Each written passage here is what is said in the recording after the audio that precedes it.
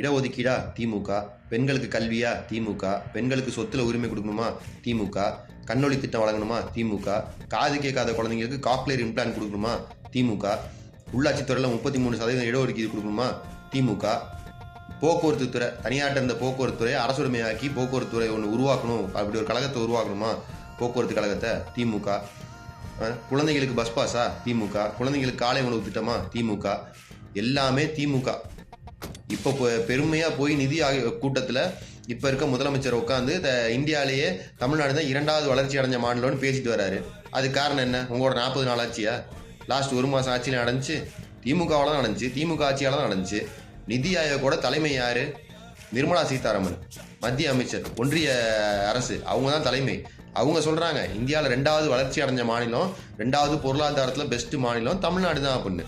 இதனை உங்களோட 30 நாள் 40 நாள் ஆட்சியில் நடந்துச்சா என்ன? திமுக ஆட்சியில் நடந்துச்சு. எல்லாமே அவங்க செஞ்சது தான்.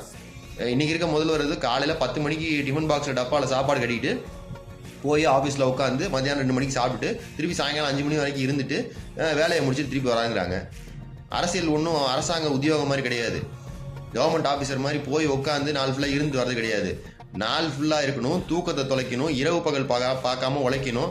எப்படின்னா 70 வயசுக்கு மேலே ஆகியும் உங்களை பார்க்க கரூரில் செத்து கிடந்தானுங்களா பிள்ளைங்களோட 41 பேர் நசுங்கி பிதுங்கி குடல் நசுங்கி செத்து போய் கிடந்தானுங்களோ உங்களை பார்க்க அவனுங்களை செத்து போனவங்களை பார்க்கறதுக்கு நைட்டு அர்த்தராத்திரியில் 12 மணிக்கு 1 மணிக்கு மெட்ராஸ்லேருந்து கிளம்பி கரூருக்கு வந்தார். அந்த மாதிரி தூக்கத்தை தொலைச்சி உழைக்கணும்.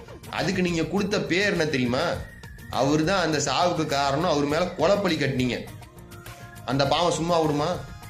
விடவே விடாது. எழுதி வச்சுக்கோங்க.